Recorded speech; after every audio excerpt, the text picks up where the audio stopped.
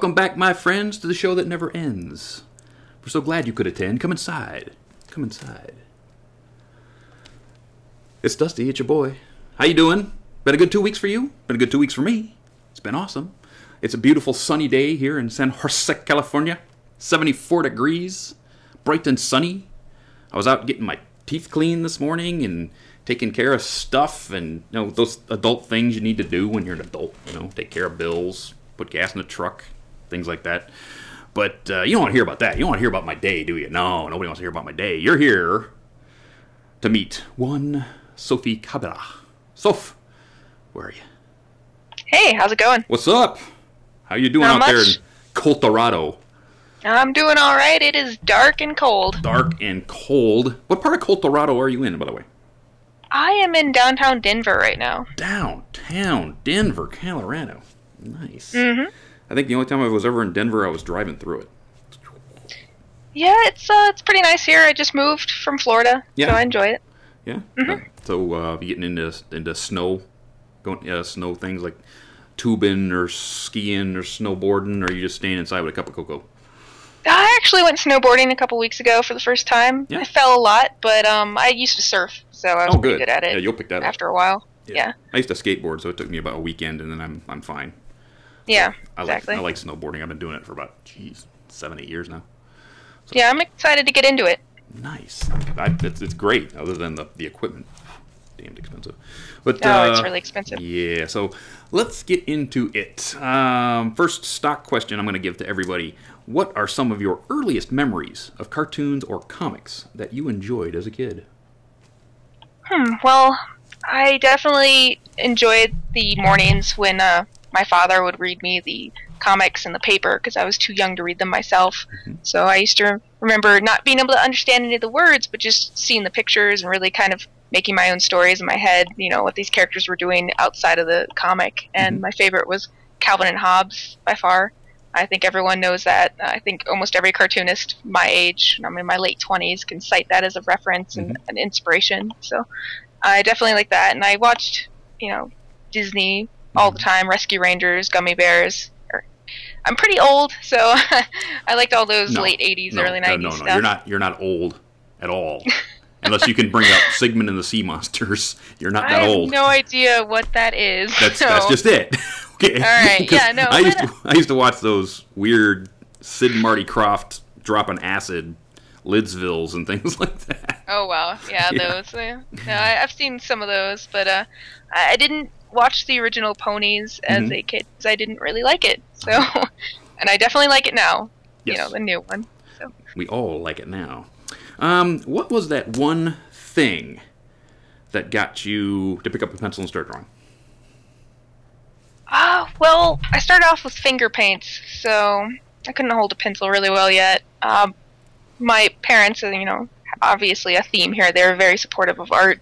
My mom bought me a tiny little stand-up easel so that when I was a toddler, I could be in the kitchen with her finger painting while she cooked and, you know, did everything. Nice. So I kind of did that before I even have any memories of it, really, and I just kind of kept drawing ever since. That's cool. So, what are the first memories of something that you drew that you can remember? You know, everyone starts to draw out their favorite thing. You know, whether it be a comic or a cartoon character or something. What's that first thing you can remember that actually tipped you into wanting to go from finger painting to actually drawing? Well, we had these programs when I was in elementary school for fire safety, and one of the things that they would do is have a fire safety poster contest where you had to design your own poster that conveyed fire safety in some way.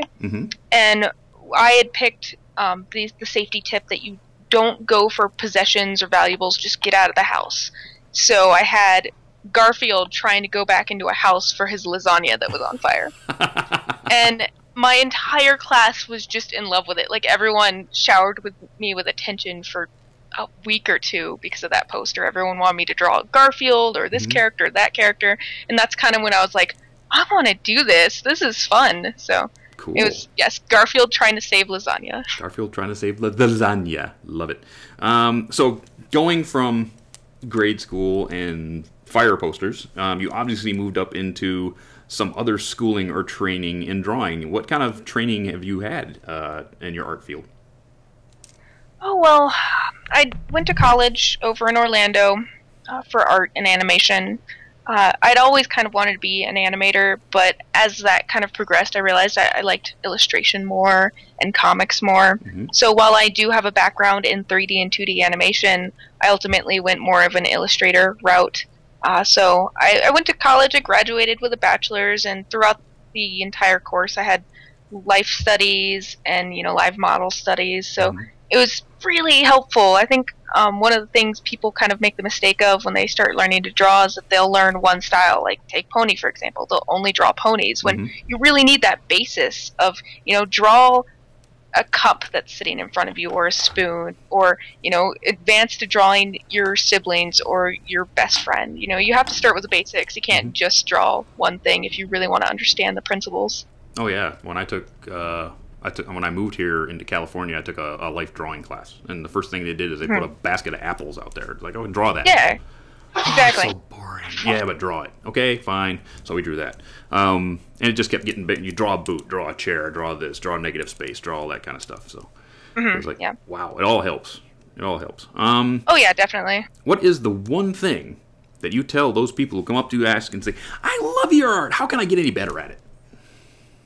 Well, I mean, to touch on what I just mentioned, I tell them to draw what's in front of them first, to learn shading and, the kind of principles that will really help them in the long run. But the main thing is lots of people say draw every day, and that's correct. You should draw every day, but don't draw the same thing every day. Don't just draw Rainbow Dash every day. You're never going to get better except for at Rainbow Dash, and that really limits you. Yeah, what if somebody comes and says, I'd love you to draw Fluttershy, and you can't do it? Yeah, exactly. So draw every day, but challenge yourself. Yeah. Draw things that you aren't comfortable drawing, because, it might look bad when you first draw it, but if you start challenging yourself, eventually you're going to be able to expand and be able to draw something you haven't drawn before pretty well on the first try, just because you're used to drawing things you're not comfortable with.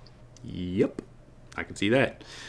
You are like a triple threat. You do drawing, you do painting, you do costuming, as a matter of fact. Yes. So let me pop up a costume shot here. That would be, I think, that one. But, what got you into making costumes at the start? And did you have any formal training in costuming? Well, I've always really been into Halloween. When I was a kid, my mom would make my costumes, and then when I got older, I would start making them for myself. And in college, I met a friend who did it for a living, and I thought it was the coolest thing ever. So I helped her out on the weekends, got to know how to sew and use machines and things like that. So, for a couple years, I decided I would do it for a living to make money, and because I was right out of college, I didn't want to go and work in a call center. I wanted to keep doing art, but that's a really hard business to break into. So costumes were a really good way to kind of ease myself into the freelance life. So it wasn't formal training, but I did learn, as kind of an apprentice. And then as I kind of left working with my friend, I developed my own techniques and springboarded into my own whole costuming career. Yeah, because I got big Macintosh over my shoulder here, and that the yoke you did was kind of cool. Not sure how you pull that off, but that was kind of cool.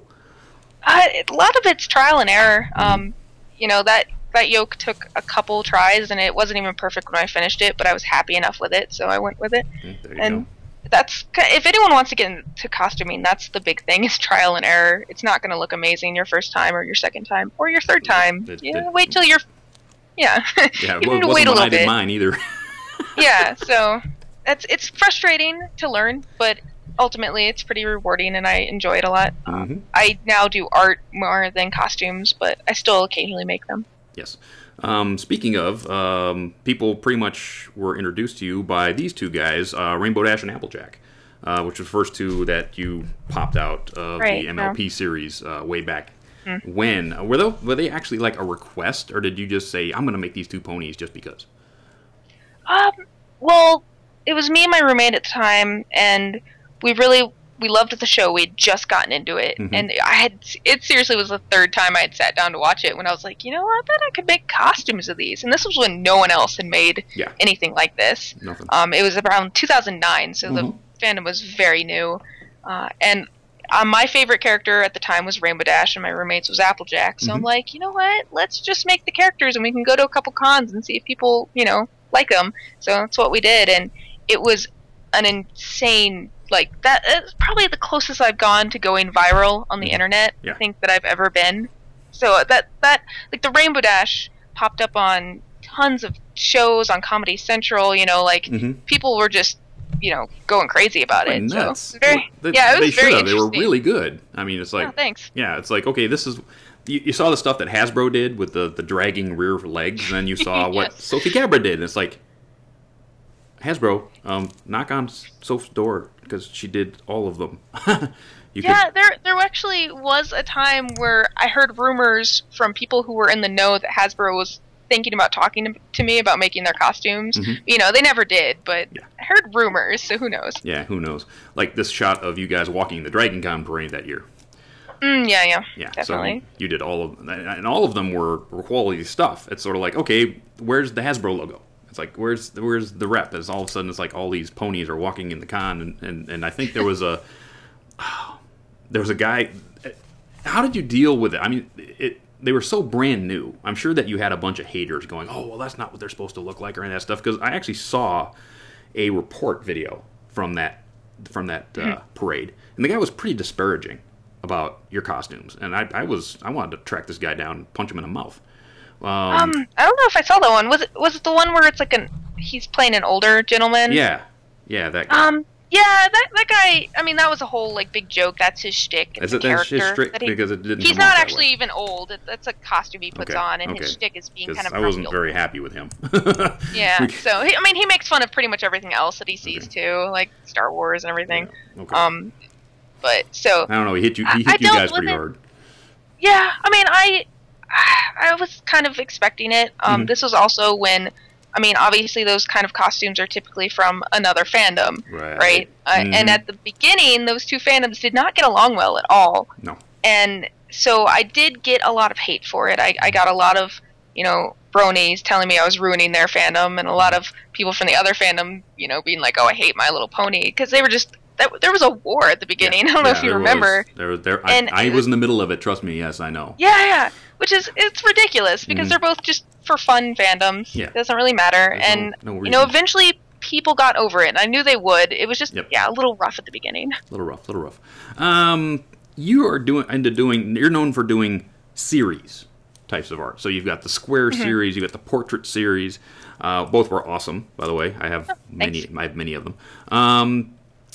Something that we can collect. Any new series we can think about coming out that we can start collecting in the new con year?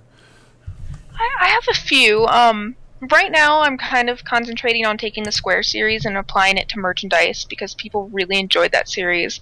I also Kinket's the person who paints the things I draw when they're traditionally done. We need to catch up because we haven't done Square series for the last season and a half or so. Right. So definitely need to catch up. Lots of new characters that need to come out in the Square series. Yeah, so I'm always looking kind of for the next thing. I've done badges now. Kind of the new series is the travel mugs I'm doing. Oh, I love those, by the way. Yeah, thanks. I'm doing those, and I need to do a Wonderbolts one and a Shadow Bolts one and etc. So I should have all those at the cons this year, but I'm still working on it. Cool. I love those when I saw them at Dallas. I was going, oh, those are so cool. I just don't drink coffee. Yeah, I don't really either. I mostly just put either tea or soda in mine. So. Yeah. Let's see. That's that question there. Also, tell people where they can get this stuff, because they can order this stuff from you directly, right? So yeah, all the art, the cute derpy patches that you did, the travel mugs. I do have an online store. It's not right. I have an online store. I don't keep it open all the time, and it's kind of funny because when I close it, lots of people are like, "Oh no, did you get cease and desisted?" Like everyone always just assumes, but actually, it's because I make and package and ship everything myself. Yep. So I can't do that all the time, especially January is very busy for me, so I've closed my store. It's closed right now. But I always announce on my Twitter and my FA and my DA that it's open when I do open it. And yeah, I sell pretty much all my stuff as prints. I have a new product coming out, which are the keychains, and I posted one picture on Twitter, and everyone's already like, "Oh my god, I need that!" So they'll probably be online in the next couple weeks, I assume. Awesome. So. Yep. That's cool. Seeing as you've sort of gotten away from costuming a little bit, any new costume ideas you're working on? Because I know you brought out, and I'm going to put a picture of her up, Gilda. You just did Gilda for a person, which was absolutely awesome. So I'm going to put a picture of that up. Do you have the full-bodied pictures? No, I don't, actually. I've got the head and the feet that you put up on your site. Oh, you should have told me. I have full-body pictures of it now. Oh, I'm sorry. Okay, well, you give them to me, and we'll put them up on the YouTube. So when I edit this together. But yeah, the Gilda was amazing. You know. Oh, thank you. She was a lot of fun. She was definitely different. The customer wanted me to use the same body shape as I had with the ponies, but obviously with several differences. So it was a challenge, but it was definitely fun. And I'd been wanting to make her anyways, so I was very pleased when someone was like, "Hey, you should make this for me." That's cool. Any other ones you're thinking about now that Gilda's out of the way? Yeah. I mean, I don't know if I'm going to make any for myself, just because that's what I used to do. Like, all of them were for myself, and then I'd wear them, and then when I was tired of them or when I needed the money, I'd sell them. Right. I currently don't really have time to do that anymore because of my comic and all the other things, but I am making a Lyra here soon, and then I'm making an OC or two coming up. So there's a couple more pony costumes. I don't really have any plans to make any more, just to make them, just because of time restraints, and it does take a couple $100 up front for me, so it's kind of hard to do sometimes. Heck yeah. Speaking of, you just said that a couple of OC requests. In our other fandom, a lot of people do their own they're doing costumes. They're doing their own characters. We don't really see that over in this fandom. They're always making characters from the show. Are you seeing more of a trend that people want to make their own OC characters to be worn at conventions, like they do in other fandom? Oh, yeah, definitely. I remember when I first got into the Brony fandom, I was shocked that people didn't have their own characters. Like, OCs were actually kind of looked down upon, and they still are a little bit, but back in 2009, it was almost a faux pas to have an OC character. It just, because, lots of people don't really understand, color theory or design choices, so some OCs don't come out that great. And that's understandable. So if I didn't have any color wheel knowledge, I wouldn't be able to, design things that are all that amazing looking. But I noticed after a while, a lot of what the fandom perceives as popular people started having OCs. Like Mando had one, and you have one, and it just became kind of more of an accepted thing, which I actually really like, because I like to see how people perceive themselves in that sort of style, and as a pony with a picture on their butt. It's kind of funny. It's kind of fun to see what you would perceive yourself as if you dropped yourself into Equestria. What do you think you would be good at? Exactly. So basically, what color you would be? Would you be, a Pegasus or an Earth Pony or a magician? What would you be? Yeah. Right? So it's kind of neat that it's come around that way. I definitely support the OC movement. I think it's really cool. I do too. I think it's awesome. Artists are always pushing their boundaries into new things. Anything cool you are trying right now you want to listen on? I know you're doing all kinds of stuff, but maybe a new medium, something like that. Well, right now, I'm working on my comic, so that's kind of taking over. But even with that, I'm experimenting with, more painting style, and I usually work digitally, unless I'm doing, costumes or whatever. I tried making plushies. It just kind of wasn't my thing. I made a few, and then I got frustrated with it, and was like, no. And if I had stuck with it, I'd probably be pretty good by now. But, I was kind of frustrated, and I had costumes and stuff to work on. Right now, I'm really focusing on merchandise. Back in the day when I went to conventions, I would sit at my table, and I would take commissions at the convention. Like, I would, people would come up, be like, oh, draw me this character. I'd be like, okay, which is fine, but it gets stressful. I don't know if my art output at conventions is just quite as good as it when I'm at home and I'm relaxed and in my own element. So I decided to kind of go the more merchandise route and see what I could make, do my own art and then put it on things. So that's kind of really where I'm branching out right now, besides my own personal art. Which is what I love about the travel mugs, because all the pictures on travel mugs happen to do with ponies drinking coffee.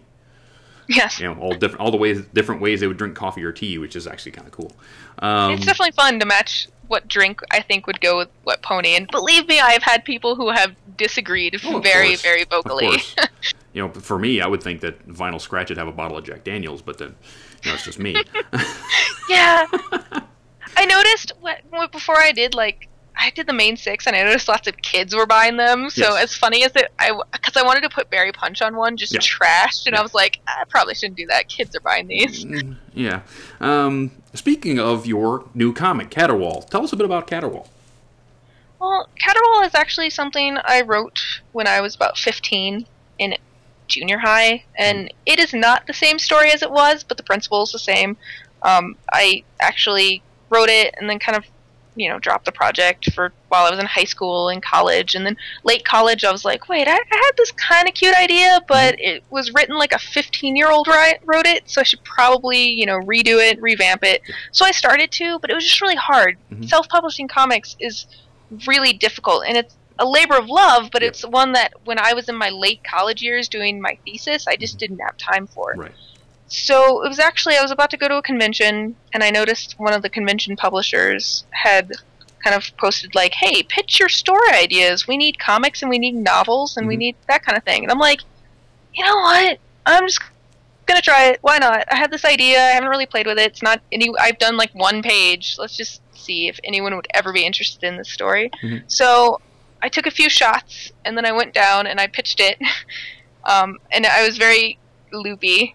But I had to be because I have horrible stage fright. Yeah.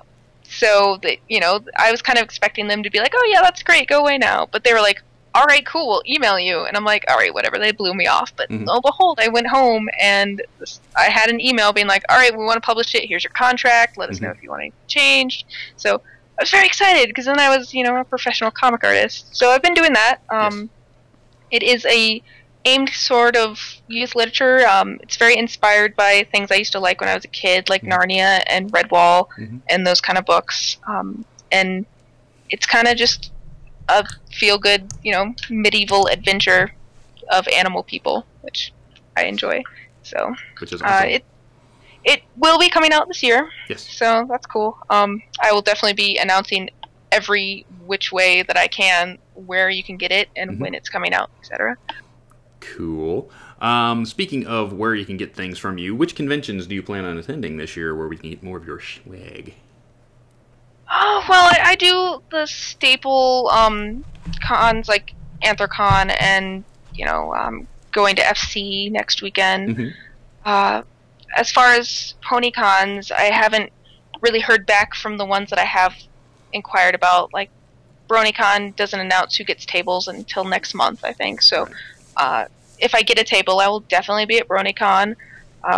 I am also going to the larger cons because of Caterwaul, because my publisher goes to San Diego Comic-Con and those kind of conventions, so I'll be doing those as well. So it's kind of all up in the air, because Caterwaul will be my priority to, obviously promote and do signings at the big cons. So I kind of hope, I want to go to a few BronyCons. There's one in, isn't there one in San Francisco that everyone's talking about? Con and Easter. Yeah, I definitely want to go to that one. That one sounds fun. I'm kind of hoping I have time for that. So, we'll see. I will also be announcing cons. It's hard to tell right now, just because lots of them haven't done table assignments yet. Right. Let's see. I think my last question before the commercial is, what were your thoughts on the Peep Wars? Oh, those were intense. I remember those days. Remember those days? They were horrible. I mean, everything was peace and quiet until the purple peeps attacked. Yeah, and where did they even come from? I don't know. I really don't. Who eats purple food? I don't. I mean, they're I don't get it. Eggplants, I guess. Do they taste like eggplants? I don't know. Ooh, I have no idea. Eggplants. Ugh. I'm telling you, watching a pink Pete burned down from a flamethrower is just, it'll make you cry. Yeah, they put that on the news. It was crazy. Makes you cry. Ugh. Ugh. But anyway, moving on. I need to find the commercial because I didn't put it up because I was trying to get that joke in. I'm bad. Bad, Dusty. Okay, queuing up the commercial. So, we're going to commercial right now, gang, and then when we get back, we're going to go through upcoming conventions. And when we get done with upcoming conventions, we'll go straight into charity, and then you get to ask your questions of this lovely lady through one Screwball. So get your questions into Screwy, because we'll be back in just a couple minutes. See you soon. Are you tired of the high-pressure sales tactics from rank amateur merchants? Are you tired of shady characters trying to take you and your bits for a ride? Would you really rather be shopping in a glorified flea market? Don't want to pay canterlot prices? Avoid the bucksters and the snake oil salesman. Come to Ponyville's oldest family-run business, Rich's Barnyard Bargains. You'll find us at the corner of Appleton Way and Stirrup Street. Look for the billboards. You can't miss them. There, you will find a warm, brightly lit, and friendly atmosphere. We have everything from alfalfa to Zap Apple Jam. Look at all that stuff! Oh yes, we carry home improvement supplies and tools for all those last-minute weekend projects. And remember, Rich's Barnyard Bargains. If it ain't filthy and it ain't stinking, then it ain't rich. That's right, ponies. Anytime that Ponyville burns down, you go down Rich's Barnyard Bargains. They've got everything you need. Hammers, nails, thatch, wood, everything you need to rebuild that hovel that you call your home. They have it all. And remember, if it's not filthy and it's not stinking, then it's not rich at all. And we're back. And we're going to go into charity, we're going to go into upcoming convention season. So here we go.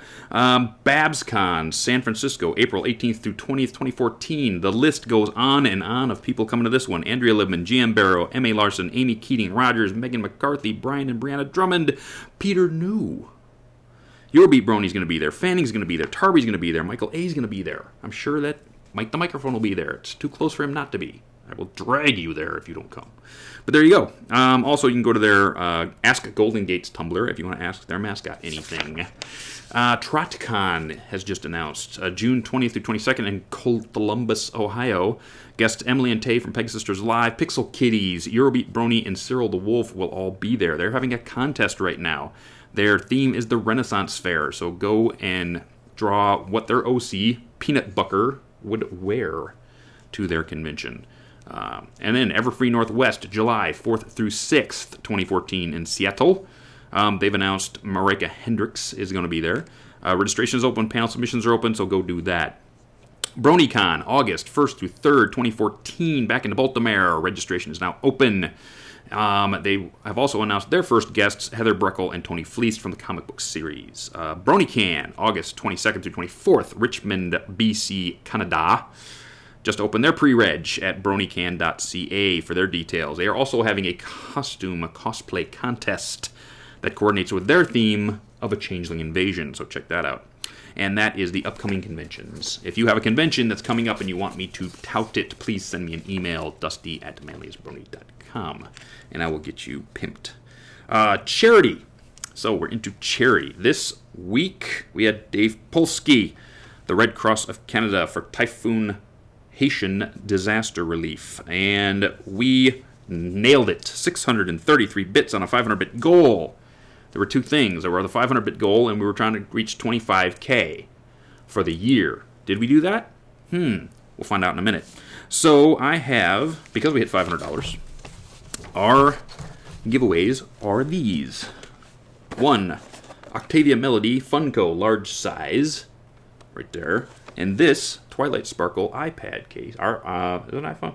iPhone 5 case, iPhone 5 case from Japan, sent to me by one Bojo Pigeon. Thank you, Bojo. So that's those, and because we hit 500 bits, ta-da! This carving which is a scene from Daring Don't, written by Dave Polsky, as carved by one Spike Firemain. So that's all up for grabs right now to these lovely names in this hat. And I'm just mixing them up right now to find a name. Let's see, which one do I want? Which one do I want? I want that one. La-da-da. Who wins this week? Steve Gatsuo. Steve Gatsuo. Gatsuo. I know Steve. Steve is from that other fandom that we love. Steve, yeah, I have your stuff. If you're coming to further confusion, let me know, and I'll drop it off for you. So, Steve wins this week. So, let's get rid of our names out of my hat so I can wear my hat. Get my hat on my head. Oh, God. Oh, it feels good. Right there. We're going to take a sip. And we're going to move on. Our charity for Sophie. Sophie, tell us a bit about your charity. My charity is the Denver Dumb Friends League, which sounds slightly insultive, but it was actually made in the early 1900s when they were making a charity for, animals who don't have a voice for themselves. And they are by far one of the best animal charities I have ever come into contact with. They do amazing work around here in Denver, and I'm just kind of flabbergasted because they're really committed to, getting feral cats off the street and finding animals homes, and they do a lot of events for spay and neuters for people who can't afford it. They do vaccinations for people who can't afford it. It's a really great organization, and one that I have, since moving here, become very attached to. Yes. That is awesome. I have a little bit of thing here I'm going to read, so I actually wrote it down here. Their national organization was founded in 1910 of all times, and it was named after a London, England animal welfare group called Our Dumb Friends League. But that in those days, the term dumb was just not able to the power of human speech. So they are one of the largest Rocky Mountain-based region, providing a strong and steadfast voice for those who cannot speak for themselves. They shall provide shelter care for animals, all animals, not just cats, dogs, horses. They've done horses. And so for this one, the prizes are as such. Another iPhone 5 case, Pinkie Pie this time, also straight from Japan. You ain't going to find these unless you got a Japanese friend who's going to ship them to you. So there's that. One dog tag. I'm sure everybody can get these, but I got a whole mess of them, so I'm going to start giving these out. One dog tag. One Derpy foil card. I got another one hanging around. So this is going to be in there for anything. Okay, anything at all. Now, if we break 500 bits on this one, I think Sophie's going to kick in. What are you going to kick in, Soph? Well, I have my portrait series, which is a very popular series that I make prints out of, and they're really nice, high-quality, matted prints. So if we hit 500, I'm donating one of each of the main 6. Awesome. So, Twilight, Rarity, Applejack, etc. And then I will also do a sketch of either a show pony or an OC or pretty much any character you could want.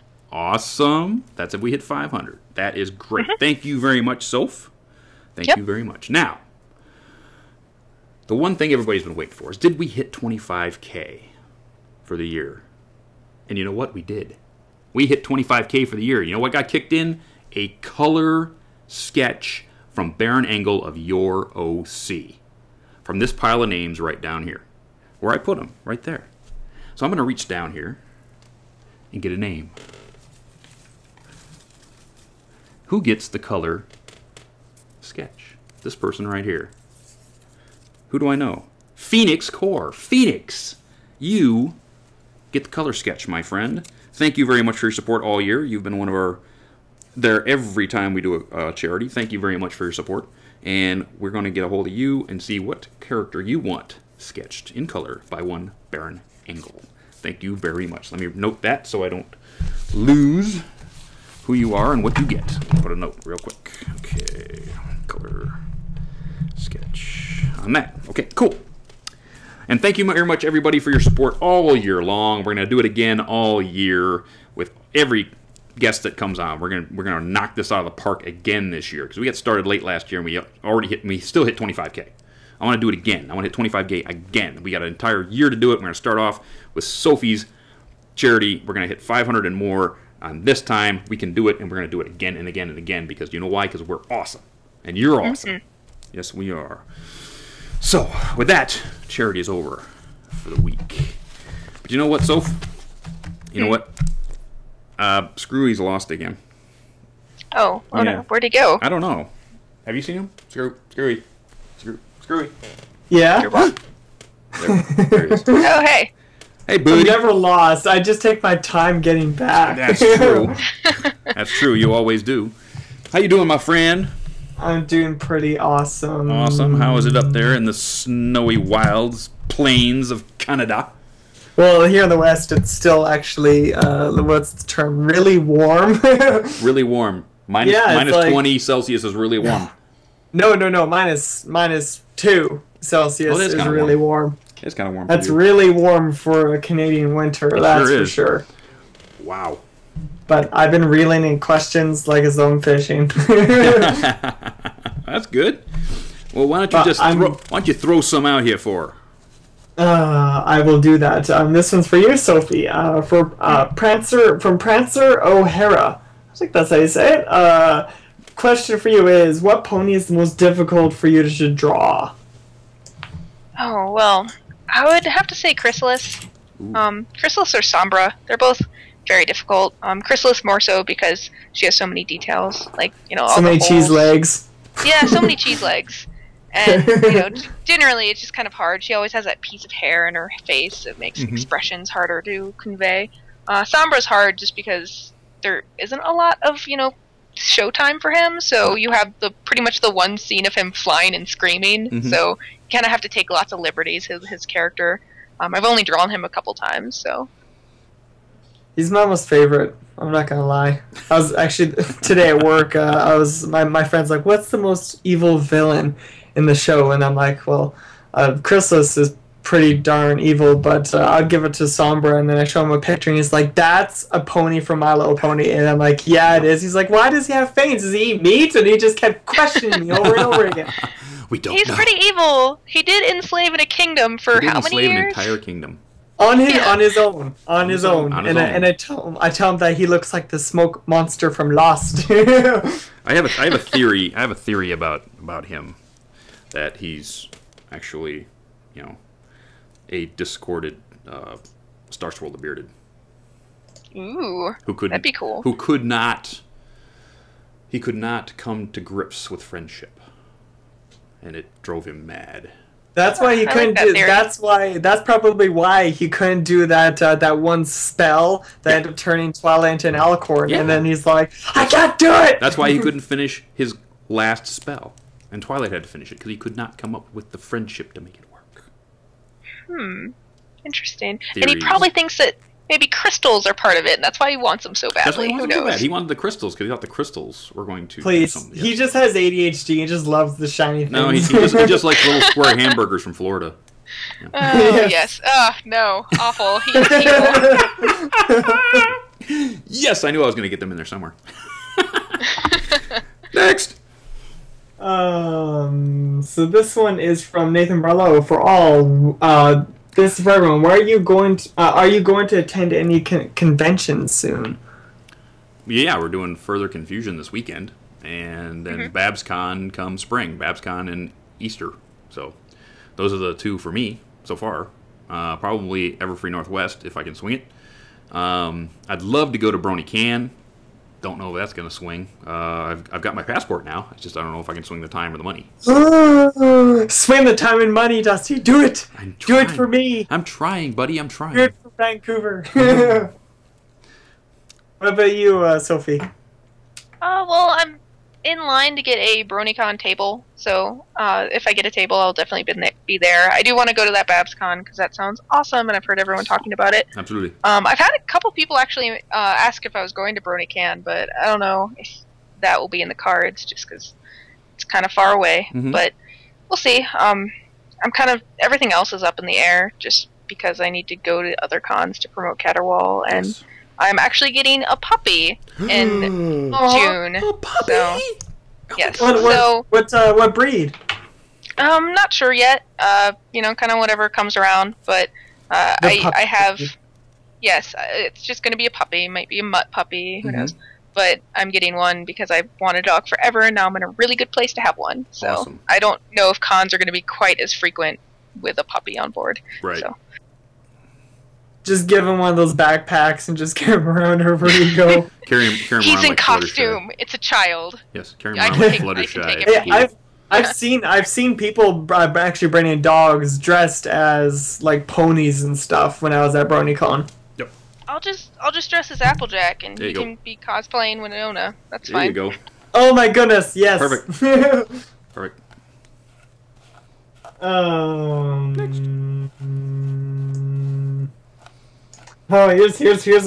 here's one of them questions. This one's from Bot117. Question for Sophie. If DHX asked you to join their art team, what will you like to draw in the show? Would you like to draw in the show? Okay, that's what you meant. Yes. Oh, would I like to, or what would I like to? Would you like to? Of course you would. Oh, well, yeah, of course. I would like that a lot. I think it was Everfree a couple of years ago. Sibsy and Jim were telling me to apply, but Yeah. when I looked into it, the HR department was like, "We do not take people outside of Canada."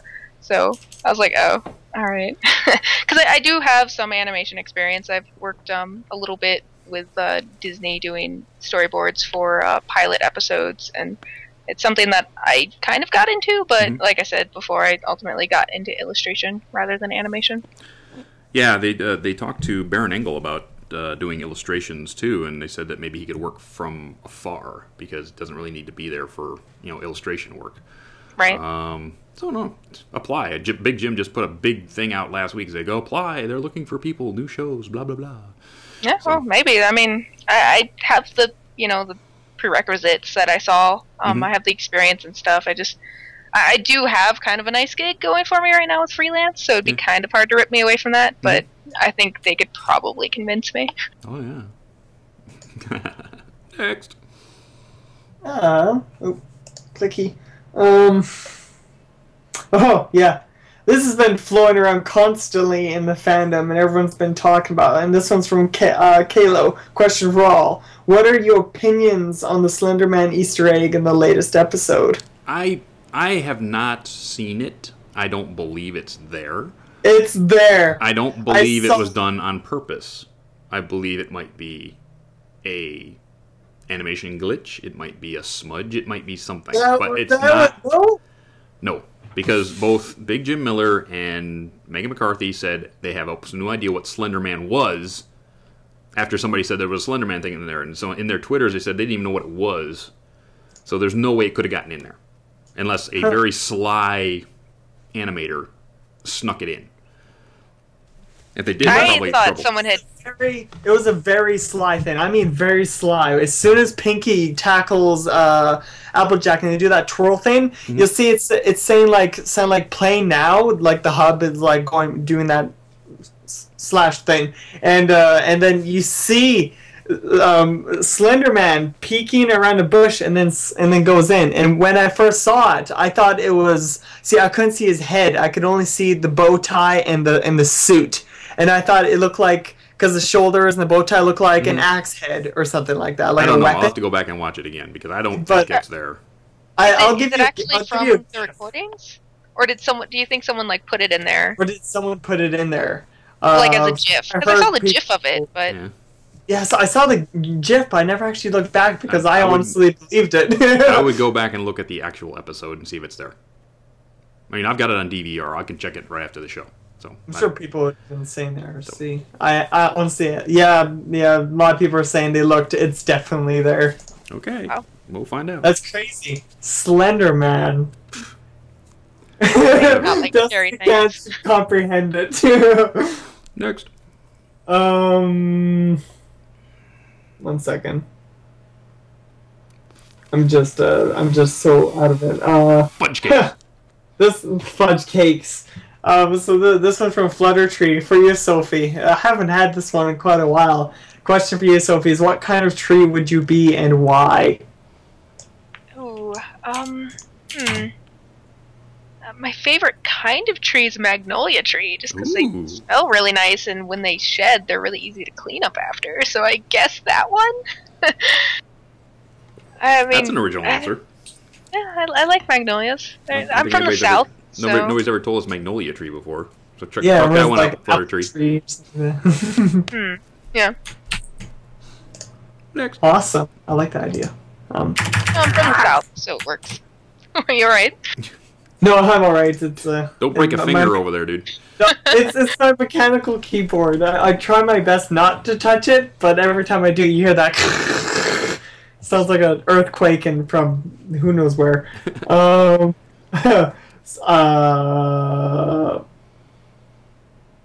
Fudge cakes. Sorry, I'm just reading so absolutely slow today. I've been staring at a computer all day today thanks to work. So my eyes are just trying to adjust. So this is from Gavin Jab. Question for all: what episode of MLP has the biggest impact on you? For me, it was Sonic Rainboom. It was basically the one that really. That one and where Rarity falls back on her bed and complains of what she can't wallow in, what she doesn't know what to wallow in. So those two pretty much hooked me, and they have hooked me. You know, and the show keeps me coming back because it's so good. You know, Daring, as much as people don't like Daring Don't, I love Daring Don't. I love it. I will continue to love it. You can shove all your she shouldn't be a real pony. She shouldn't be. There's just plot holes in it. I don't care. Okay. Because I can shut my brain off and eat my Trix cereal and watch a cartoon and enjoy it. Okay, I don't have. I don't have to.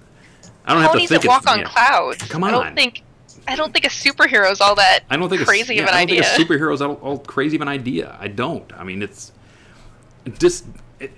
don't think that My Little Pony is Ben-Hur. It's not. It's not. It's just a fun show. Sit back, turn your brain off, eat your Trix cereal in the morning in your PJs, and watch cartoons. It's so awesome. That's my opinion, though. What about you, Sophie? My favorite episode, and the one that got me into it, is the very first one I saw, which is Cutie Mark Chronicles. I have a soft spot for origin stories. I always like the first superhero movies of series. I always like that kind of, how did these characters develop? Where did they come from? So that was the very first episode. I think I just finally, after hearing about it from all my friends, I was like, all right, I'll try it. And then that's the very first episode I clicked on YouTube. The way I finally watched ponies is kind of a sad story, so I don't know if you guys want to be bummed out, but that's the episode that got me into it. Okay, cool. Of course, everyone knows mine's Family Appreciation Day because yeah. I'll always cry. I was telling my friend Logan on Saturday. We were talking about God, what was it? It was just show. First, we're talking about video games that made you cry. We easily knew which ones those were, and I'm like, what about TV series? I'm like, well, Family Appreciation Day. And even when I was telling him about the storyline, I started tearing up. I'm like, no, give me a second. It's my screwy. So this one. This one is from James Justice! Resident superhero of Stay Burning My Friends. Whoa. Manipulator of cornflakes. Hero against that scourge soggy milk. Hopefully he took, you know what? Hopefully he took care of, he was in the middle of that peep thing, I think. I saw him in the background. Yes. Did he survive? How did he survive that is what I want to know. Yeah, wow. I mean, the flamethrowers were everywhere. And he's just, all of a sudden, gone. Yeah, even years after, there's still the fallout of diabetes. I mean, it's just an ongoing problem from that war. Yeah, I know. Damn purple peeps. Anyway, what does James want to know? Well. What he wants to know, question for Sophie, is how do you get prepared to draw? Do you have a technique for warming up before you start the drawing? Good question. Oh, yeah, very good question. That is something that I do. I do prep myself. I usually have to get comfortable. I get a drink, put on either music or shows that I like watching. And then when I really want to get into it, if I have a big project to work on, I actually just sketch a bunch beforehand, and that's actually where the free sketch thing that I do occasionally comes from. It's, I know there's a lot of people out there that they can't afford, art, or, they don't have PayPal or whatever is preventing them from commissioning art of their OC or their favorite show character. And I was like, well, I need warm-up sketches anyways, so why don't I just do a fun guessing game so people can get free art in the process? Mm-hmm. So that's actually where that came from. I use those sketches to warm up and loosen up, and they really help me when I want to get serious about drawing something that I need to do. That is awesome. I love that. I still haven't won one. Yeah, well, I mean, I've been close. Lots of people. Lots of people. Well, not a lot. There are a few people that will complain to me that they don't win. Not even just I don't win. They actually get upset about it. But the thing is that when it first started, I only had, 10, 20 people guessing numbers, and now I'll have several hundred people. I think, I have a couple thousand watchers now, so the odds are kind of slim. The odds are slim now. I'll be honest. Yeah, but, it's free art, so I don't really know if anyone has too much room. Don't feel bad about it. No room to be angry about it, because it's free art. So stop being angry about it. It's a luck of the draw. I've been trying for a year, okay? You know what? In fact, I think the last one, it was 1 to 50, right? I guessed 45, and the actual number was 5. So I was 5 from the wrong end. Yeah. That's just the way it goes. So, It is completely random. I go to random.org, which is just a random number generator, and that's how I pick my numbers. So there was one person, last year, that just kept every single time guessing the right number, and finally I had to be like, look, bro, I know you're really good at guessing games, but can you just lay off for a while? No one else is winning. Yeah. So it's just really luck. It's random luck. That, or the guy who owns the random site. Speaking of luck, secrets and lies. Speaking of luck, we had a Christmas party, because I work at Future Shop, and we had a Christmas party last week or something like that, and we could buy tickets for a draw, and we could put it in and get a variety of prizes. And we had a bunch of things like a James Bond Blu-ray collection, a PS4, tickets to a Harry Potter exhibit, and all sorts of other really cool things. And then I'm like, I guess I'm just going to go for it. So I bought a bunch of tickets, and I put into the stuff I wanted. And then one item after another, I was not winning. And I was actually looking really depressed. And people were noticing. And then they're like, don't worry, man, you'll get it. And then sure enough, I won a freaking PlayStation 4. Oh, man, nice. Sweet. I freaked out so hard because I literally almost fainted. I was very, very faint at that point because I've never won a thing in my whole life. And I was just like, holy cow, I've never won something in a draw before, so I was so happy, and everyone was cheering for me, and they're like, yeah, you deserved it. And I'm like, well, thank you. And now you get to buy $70 games. Pretty much. Congratulations. To get to the cost almost instantly. That's how they get you. Next. So this one's from Parasol. Question for all. If you could have any one superpower, what would it be and why? It's not cornflakes. That's James. No, Justice. That's James. Can't have cornflakes. That's James. I think he's trademarked that, by the way. Let's see. I think that I would have super intelligence. Ooh, good one. Yes. Why? Because I'm dumb as a brick, and it'd be nice to see the other side of it.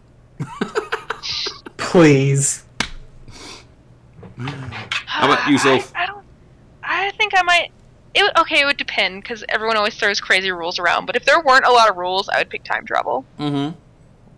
Easy. Yeah. I mean, there's nothing better than getting to who's gonna win this big game, or lottery, or that kind of stuff. I would totally be selfish about it. But go back and see if the history books were actually correct. Yeah, exactly. But if people, the typical you can't mess with anything, and you can't bring stuff back or take things, I'd be like, all right, I'd probably go with flight, just because that'd be fun. Oh, yeah. It wouldn't even be fun to like save people. I would go and like try out for movies. Be like, you need a superhero movie? I can actually fly. There you go. Right? I'm so selfish. How about you, Screw? I can't save you, falling baby. I have to be in a movie. Oh my goodness. Okay, now the thing is that when people ask me these questions, I cheat in every possible way by saying something like, well, if I had a superpower, my superpower would have the ability to do anything I want. And then it's like, bam, I just put a hole deep into your question, so I can do whatever I can be super smart. I could fly if I wanted to. Don't pull the pin on the grenade and throw it in the middle of everything. See, no, that's why people should not ask me these questions, because I just find a hole. That's because you're too brilliant. You're already super smart. Too brilliant. Too brilliant. Brilliant. You'd be a villain. I would be the villain. You would be a villain. I can see it now. Yeah. You would be the villain. This world would be mine. If it isn't already. Next. Ooh, so this one's from Dirty Kitten. It's actually Dirty Kitten's birthday today. So he was wondering if he can get a special happy birthday from my how do you say this? Protege? I don't know what that is. Prodigy. Prodigy. I'm not sure that's the word you want to use. I'm not sure. I'm not sure you know what that word means. But I don't even know what it means. I don't even want. See, now this is where my intelligence fails me. Yo, DK. Hey, happy birthday to you. Happy birthday to you. Happy birthday, Dirty Kitten. Happy birthday to you. I love it. That was classy. I liked it. Thank you. I was trying to pull out my Elvis Presley, but... I just watched a movie with my dad the other day on Elvis Presley. See, I know, that just comes out of nowhere. Next. Citizen from Pink Pearl Apple for Sophie. This is... question is, how much would it cost for a Flutterbat picture? Well, I've drawn a ton of Flutterbat.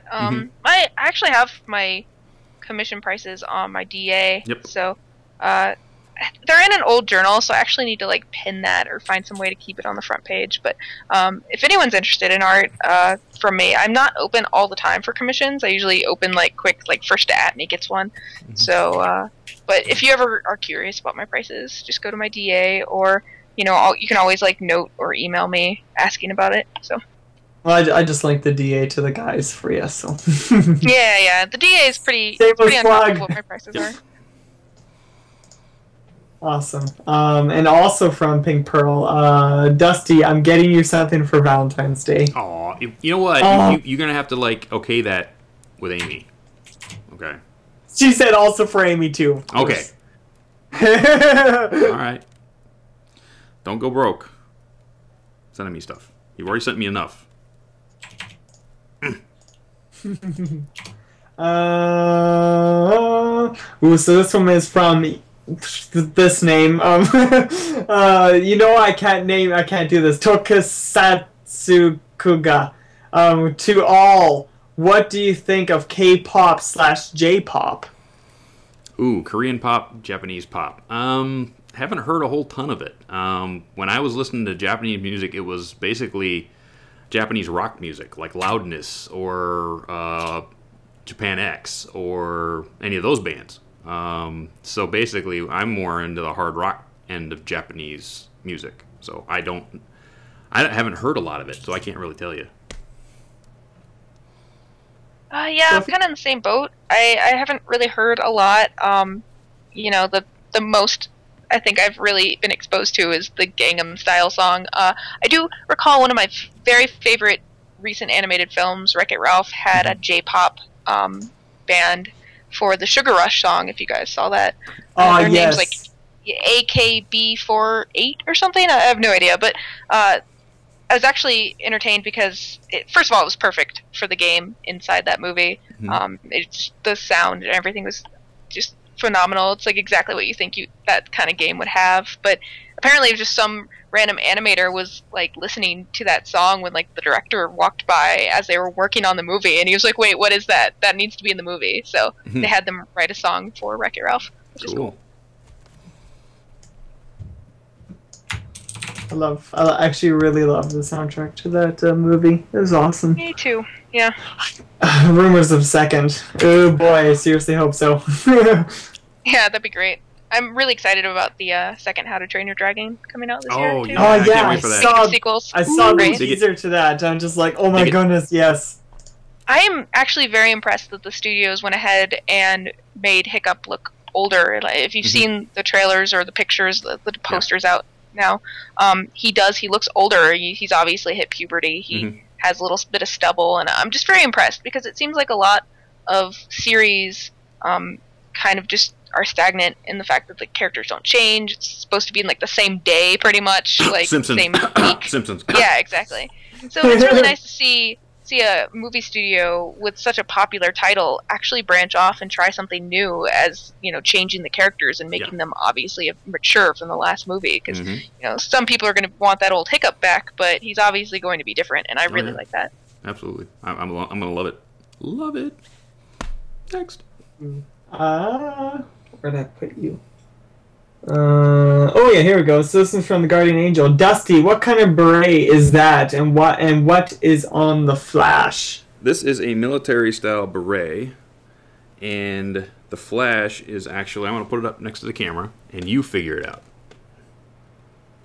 See if you can figure out what that flash is. 1 second. And I'll tell you what, if anybody, the first person who can figure out what that flash is and tell it to Screwball, will get a dog tag from me, and I'll mail it to you. Okay, I already got Paracelsus, Skull and Blackbird. Yes, but what's it from? DJ says Expendables. Thank you. Done. Yes. He spelled Expendables wrong, but I'll still take it. We'll take it. Okay, so you get your mailing address stuff to Screwball. He'll get it to me after the show, and I'll mail you one. Awesome.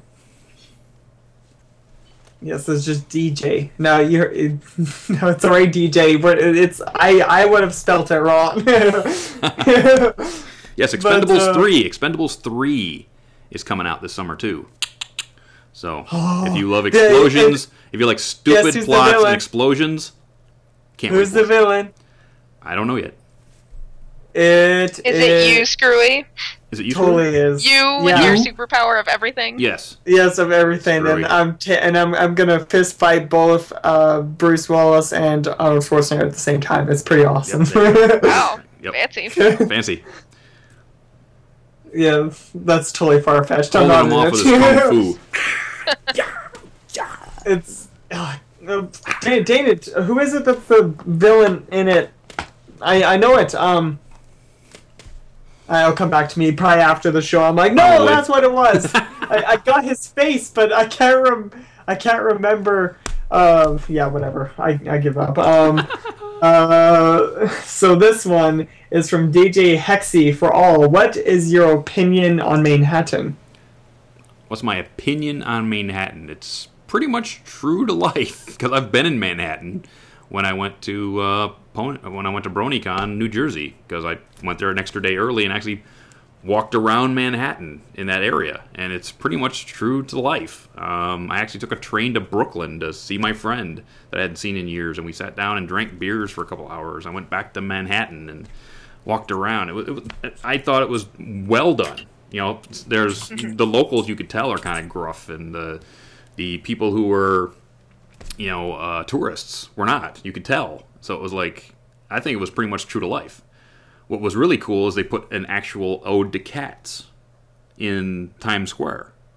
If you looked at the billboards on the left of the theater that had Henny of the Hills, the lowest billboard had a black background with two eyes with two ponies in it, which is basically the Cats billboard, but with ponies.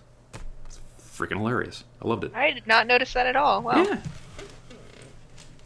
I was really amused with the taxi pony. I thought that was the cutest thing ever. For some reason, that had just never occurred to me that a taxi pony would have like little checkered cutie mark, and it was really cute. So it was real. What was really cool is when I went back and I watched it again, everything that was a major plot point had rainbows on it.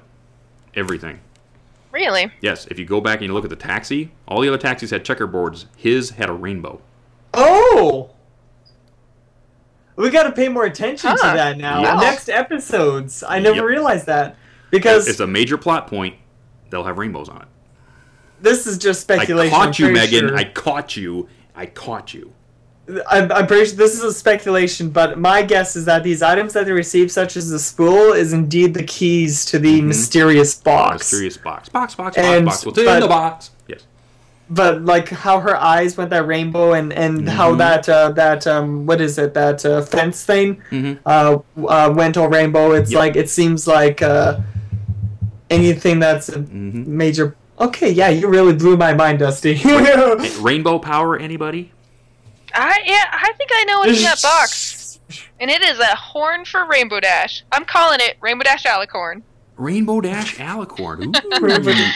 Have you seen, Soph, have you seen the actual art that they put up? Somebody took a picture of a piece of art. Banner. The banner from Target or something. And Rainbow Dash's hair looks like it came straight off of Dragon Ball Z. Dragon Ball Z, or What, really? I don't know if I saw that. her hair is like spiked, like It's wow. totally screaming Super Saiyan 3 Yeah, Dragon pretty Ball much. Z Goku. Like, it's just like Wow. out of this world hair.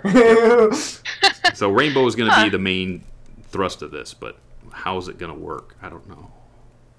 I don't know. I don't know. I mean, it probably ties into the fact that, like, you know, the Rainboom brought them all together. Yeah, It has to probably have does. something to do with that kind of stuff. Yep. Probably does. Next. So this is from Gavin Jab. Question for all. What MLP secondary cast do you think needs more recognition? Ooh. Dun dun dun. Dun, dun, dun. You know me. I want more Cheerilee airtime all the time. So I'm thinking Cheerilee needs more airtime. I'd agree with that. I like Shirley.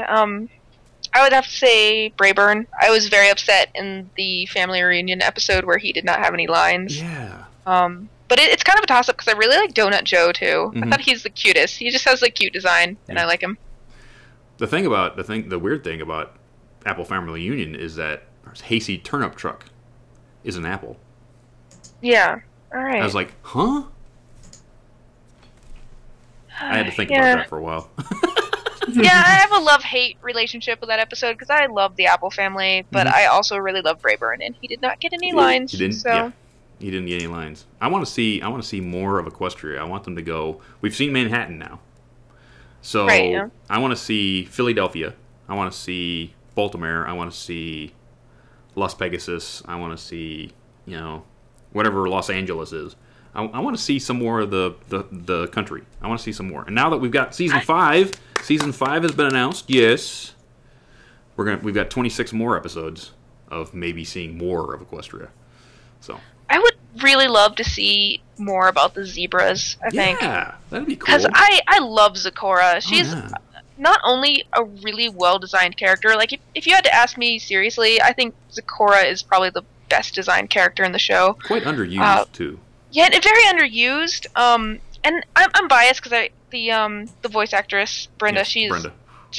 she's fantastic, and Love she's her. one of the nicest people. Mhm. So, but I would love to see them go to, like, the zebra, or even the griffin lands, Yeah. or That- the Arabian if they went- horse If area. they went that'd be to cool. Saddle Arabia on a mission of...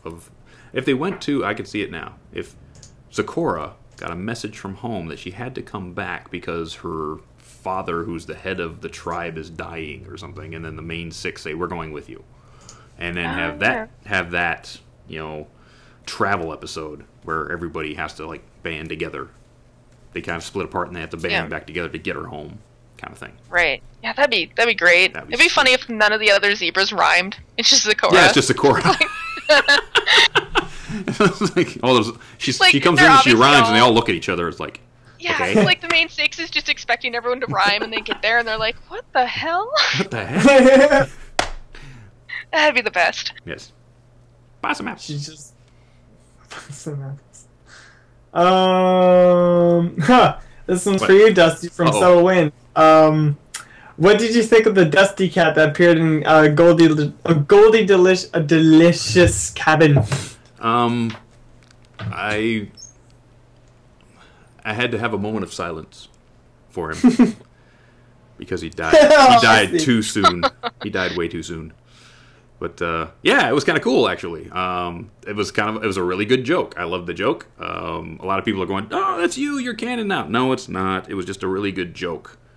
Okay, you got a hoarder who has a cat lady, and it's like, wow, she wouldn't have cleaned the place. Wow, there's a whole pile of dust that looks like a cat. That's kind of funny. That's cool. So everyone's saying, "Oh, it was a nod to you." No, probably not. Probably not. It was a really good joke, and everyone's seeing more into it than what it is. So I totally did. I know you did. It was a really cool joke, and I got him as my Twitter icon now, and I will have him for a while. But it was a cool joke. I laughed really hard when I saw that. Yeah, I never actually realized it until then. I laughed pretty hard too. So I was like, but I didn't put 3 and 4 together until after the show was over. I went, wait a minute. It's Dusty Cat. It's a Dusty Cat. And I was like, yeah. I don't think they would do that. I don't think they would do that. But it's nice to think that they would. But I don't think they did. Let me see. Okay, so this one's from Imperious. Question for Sophie. Here's a toughie. Do you have any personal MLP headcanons? Oh, I mean, I share the ones that the fandom has kind of developed, like the Derpy one, and I kind of like the show for what it is. I'm not really a shipper. Which is funny because anytime I draw 2 characters in the same picture, people just assume that I ship them, and I'm like, no. Like I drew a picture of Brayburn and Big Mac hanging out, and everyone's like, oh, you're shipping them, and I'm like, they're cousins. They just hang out, people. I hang out with my cousins.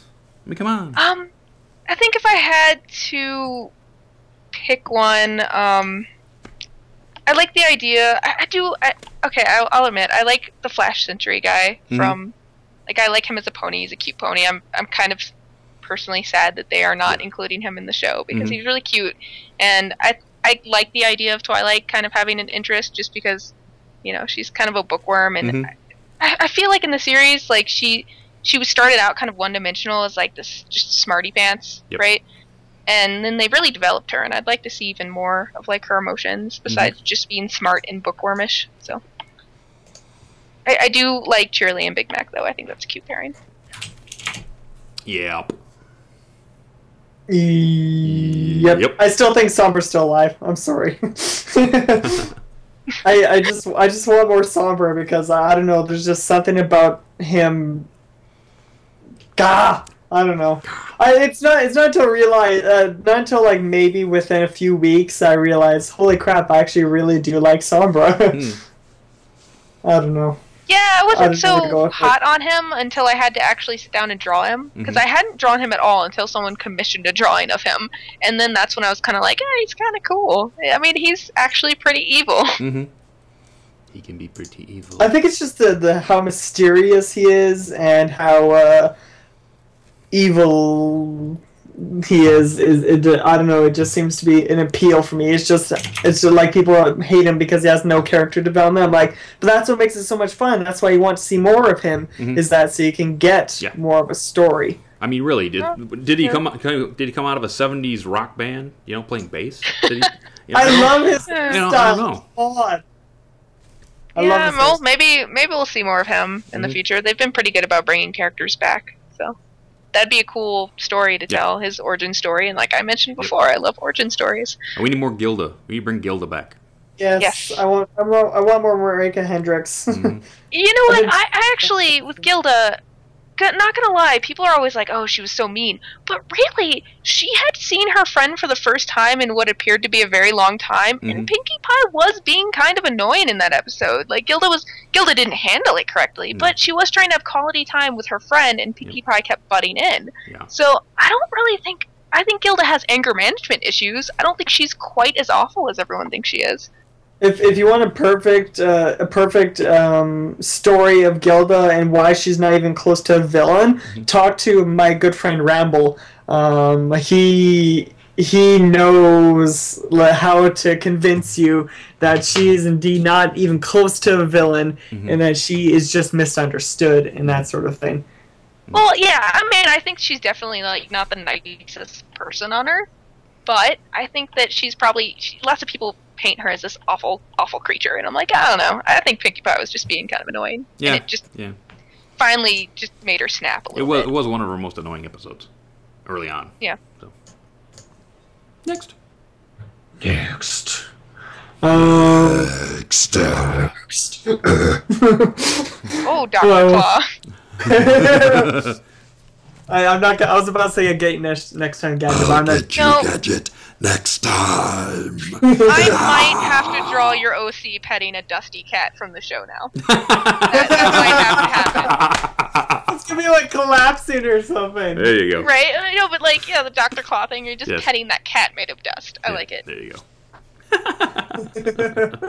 Oh my dear sweet lord. So this is from Fireman. What are reactions to what was your reaction to know that now the main 6 and the CMCs are now all on Twitter? Awesome. It's nice to see that Claire has come onto Twitter. We'll see if she actually talks. Not just Claire. You're forgetting one. Maddie's on too. Maddie's been on for a while. No. There's another that just came on today. Oh, Andrea or Ashley. Ashley, yep. Yes. Ashley Ball just came on, so I was freaking out on that one. Yep, Ashley just made. I'm still sort of. Is it Ashley or not? So it is. Hey Ocean confirmed it. Oh, good. Okay, so if it's been confirmed, then good. Ashley's here. Awesome. That'd be great. So I think she only did it to take care of, to get rid of the other one that just wouldn't go away. Oh, you wouldn't know. Some people do those joke Twitters and just don't know when to quit. Yeah. There's I'm looking at you, old Ashley. But I was a little shocked because Claire Corlett, within the day, she gained more followers than her dad. Her dad, yeah. And her dad was trying so hard to get 2,000. I felt absolutely sorry for him. Yeah. Because I even tried a few times. I'm like, guys, if I have more followers than Ian James Corlett, you guys have something wrong with you because this is not how it's supposed to be. So I've been constantly taking him, constantly trying, and no one's listening, and it breaks my heart. You're breaking Goku's heart. Do you want to do that? See, we need to get him on this show. If we have him and Claire on the show together, Wouldn't that be cool? There you go. I have to contact him and say, hey, now that we'll see what happens. I like that. I would like that. Wouldn't you like that, Sophie? Yeah, that'd be great. That'd be awesome. Next. So this one is from. I have to bring him up again just because I'm just. It's from James Justice. Justice. But a question for all: since we have MLP Monopoly, what other board or card games would you like to see a pony version of? Sorry. Oh yes. Completely missed the joke, Screwy. Went right over your head. What? I don't... Oh, the Canadian thing. Boo. Dusty. Boo. Boo. I gotcha. That gives me... See. I'd like to see the board game Life. Because, you could go and get your cutie mark. Yeah, you, cool. draw the cards and you get to pick one. Heck yeah. And then at the end, you either, retire or become an alicorn. There you go. Or, you know what? They Listen to this one. They actually did Battleship in the show. Yep. They did, but it was called something else, wasn't it? Yeah. And it's like, you rained on my cumulus, you got my seagulls, blah, blah, blah, blah. Oh, right. Yeah, so if somebody actually repurposed Battleship and did it as a... That was the episode where... The first Daring Do episode, right? Yeah, where Rainbow learns how to read. Gotcha. There's... Pink Pearl Apple I seen she posted, which is... I love this idea. We need a My Little Pony Clue. Ooh, that'd be cool. That'd be neat. I don't care if it's dark. I love it. Actually... They have Disney Clue. They have Disney Clue, yeah. It has, yeah, you go to the Disney theme parks, you can get Disney Clue where all the characters are like Mickey and Pluto and Goofy. Obviously the main plot isn't a murder. I think something got stolen or something. But yeah, we always used to play it though that someone got murdered. What would be really funny is Chip and Dale got murdered. If they did Clue MLP and it was all the villains. Ooh, yeah. Dun dun dun. Dun, dun, dun. And then Twilight and Pinkie are the detectives. There you go. Actually, Marvy Z made a good one. We need a Milo Pony version of Mario Party. I would love that. Someone needs to make a video game. If you guys haven't played Mario Party, you don't know the best game to ruin friendships ever. The competition in that is unbelievable. Hey, Screwy. Oh. Guess what time it is? Guess what time it is? What is it? Guess what time it is? No, what time is it? It's that time again. No, that's fudge cakes. Fudge cakes, I know. Find me that one really great question you've been holding on to. Okay, let me think.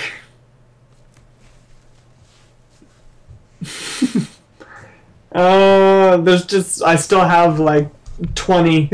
I'm just trying to pick a real good one. I've actually, for the first time, I think I actually forgot to pick one. Do this. Yes.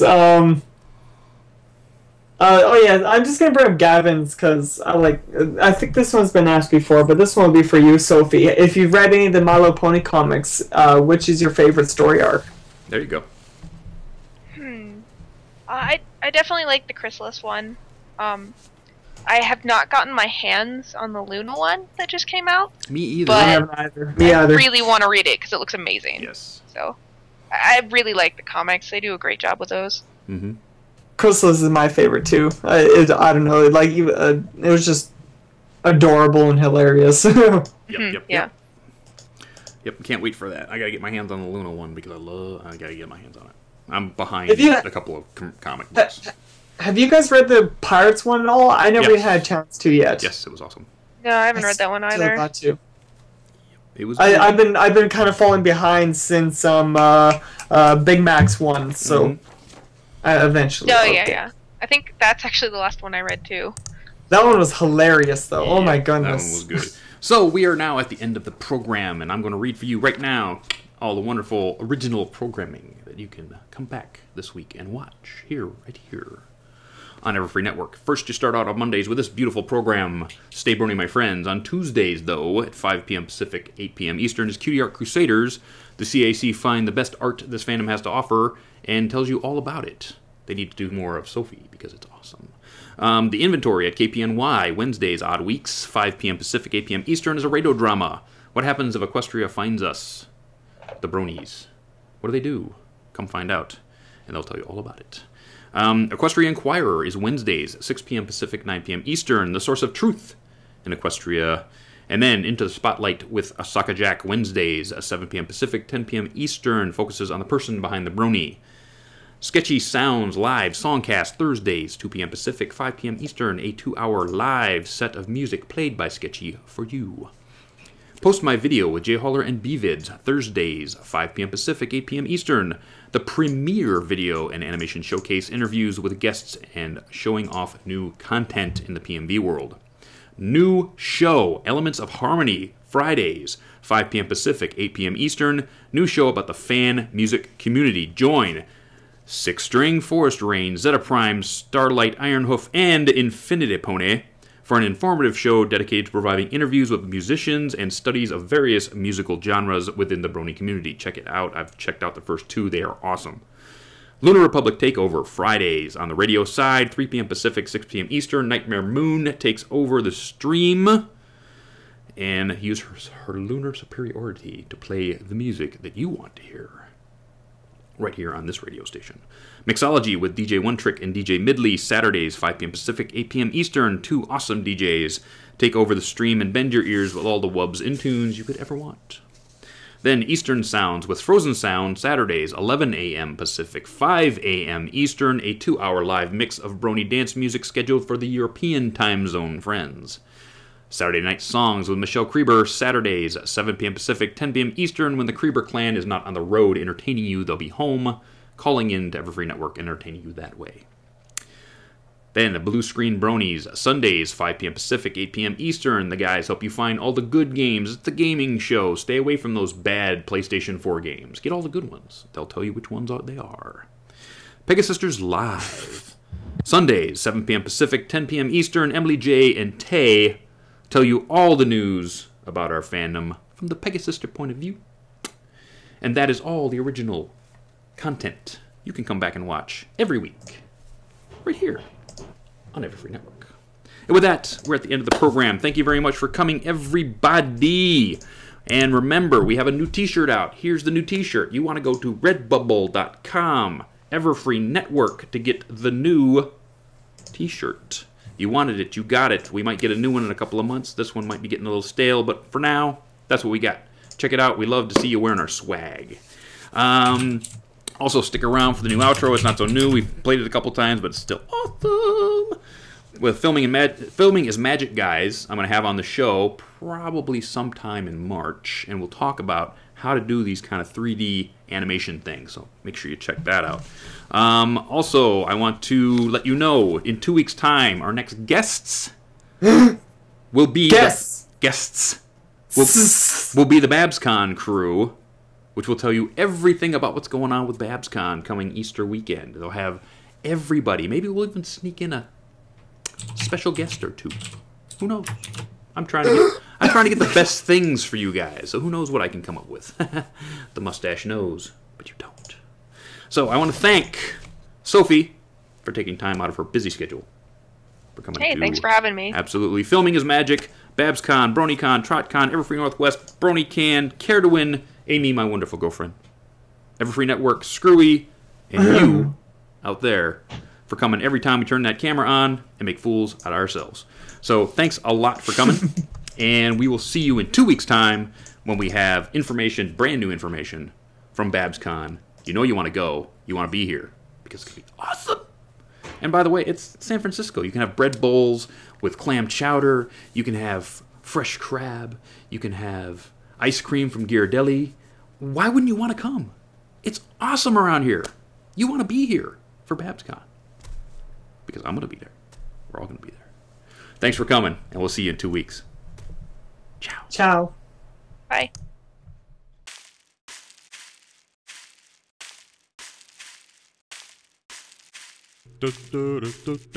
Good night, sweetheart. Well, it's time to go. Good night, sweetheart. Well, it's time to go. We hate to leave you, but we'll be back soon. Good night, sweetheart. Good night. Good night, sweetheart. Good night.